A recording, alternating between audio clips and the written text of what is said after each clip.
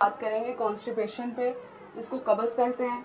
ये बहुत ही common problem है, बच्चों में भी, बड़ों में भी और बूढ़ों में भी। इसकी जो अहम वजह है वो है पानी का कम इस्तेमाल करना और फाइबरस फूड ना लेना, या इसके अलावा एक्सरसाइज कम से कम करना। इसकी और भी वजूहत हो सकती हैं, जिसमें स्ट्रेस है, प्रेगनेंसी की वजह से भी हो सकती है, कुछ ऐसी मेडिसिन इस्तेमाल कर लेते हैं उसकी वजह से भी कॉन्स्टिपेशन हो सकती है, और ओल्ड एज में भी ये कॉमनली होती है। इसको हम इस तरह से मैनेज कर सकते हैं कि हमने अपना लाइफस्टाइल, ईटिंग और ड्रिंकिंग हैबिट्स जो हैं वो चेंज करनी होंगी। हमें वाटर का इस्तेमाल ज्यादा से ज्यादा करना चाहिए। अगर वाटर नहीं इस्तेमाल कर सकते तो ऐसी फूड इस्तेमाल करनी चाहिए, ऐसे फ्रूट्स या वेजिटेबल इस्तेमाल करनी चाहिए जिनमें वाटर जो है वो काफी ज्यादा क्वांटिटी में हो। लेकिन हमें कोशिश करनी चाहिए कि कम से कम 8 से 10 ग्लास डेली हम पानी इस्तेमाल करें। इसके साथ हमें ऐसा फूड इस्तेमाल करना चाहिए, स्पेशली फ्रूट्स और वेजिटेबल लेनी चाहिए जो कि फाइबरस हो। फ्रूट्स में हम कीवी इस्तेमाल कर सकते हैं, ऑरेंज इस्तेमाल कर सकते हैं, इसके अलावा हम नाशपाती इस्तेमाल कर सकते हैं, स्ट्रॉबेरीज इस्तेमाल कर सकते हैं। ऐसा फूड लें जो कि फाइबरस हो।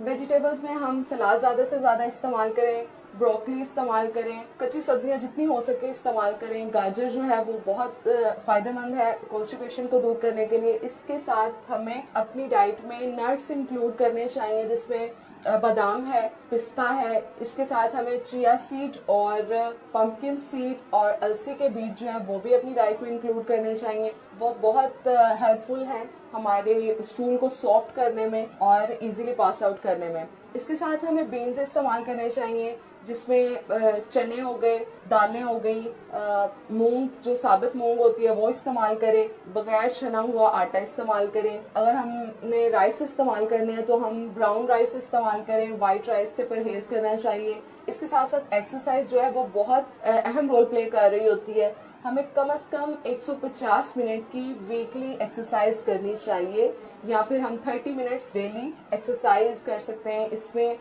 वॉक भी कर सकते हैं। हमें बहुत ज़्यादा स्ट्रेनस एक्सरसाइज से परहेज करना चाहिए।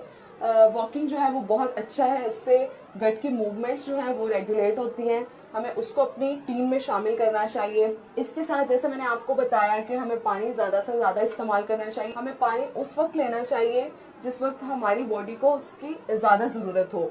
मतलब अगर हम खाने से पहले लें, आधा घंटा पहले पानी को इस्तेमाल करें तो वो हमारी जो बाउल की मूवमेंट्स हैं उसको रेगुलेट करेगा, उसको ज्यादा कर देगा। 1 ग्लास नीम गर्म पानी अगर हम सुबह को इस्तेमाल करें, उसमें हमने आधा नींबू का रस इस्तेमाल करना है, और 1 चुटकी आपने हल्दी की डालनी है, 1 चुटकी आपने ब्लैक पेपर की ऐड करनी है।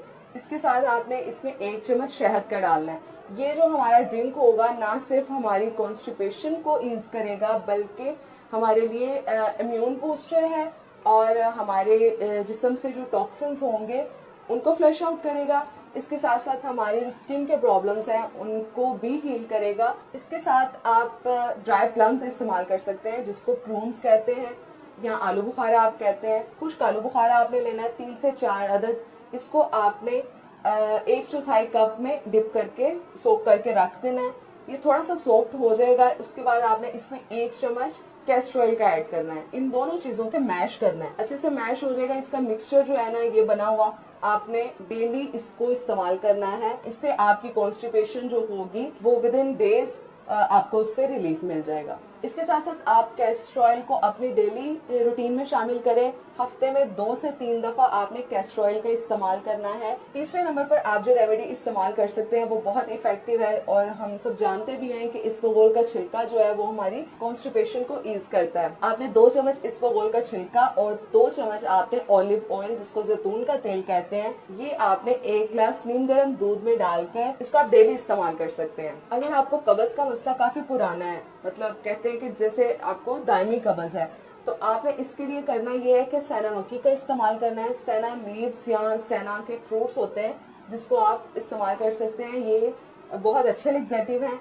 इसमें सैनोसाइड्स होते हैं जो हमारी गट की मूवमेंट को रेगुलेट करते हैं, ज्यादा कर देते हैं। लेकिन इसको इस्तेमाल करने की कुछ लिमिट्स हैं, जैसे कि आप इसको ऑब्स्ट्रक्शन में इस्तेमाल नहीं कर सकते। आपको किसी किस्म की इंटेस्टाइनल ऑब्स्ट्रक्शन है तो आपने इसको इस्तेमाल नहीं करना है। दूसरे नंबर पर यह कि आपने इसको 1 हफ्ते से ज्यादा इस्तेमाल नहीं करना। کیونکہ اگر آپ کی باڈی جو ہے وہ لیگزیٹو کے عادی ہو گئی تو وہ ڈیپینڈنٹ ہو جائے گی، پھر لیگزیٹو لیے بنا آپ کو اسٹول پاس نہیں کر سکیں گے۔ ہیلتھ سے ریلیٹڈ مزید میری ویڈیوز دیکھنے کے لیے اس چینل کو سبسکرائب کریں، اس ویڈیو کو لائک کریں اور شیئر کریں۔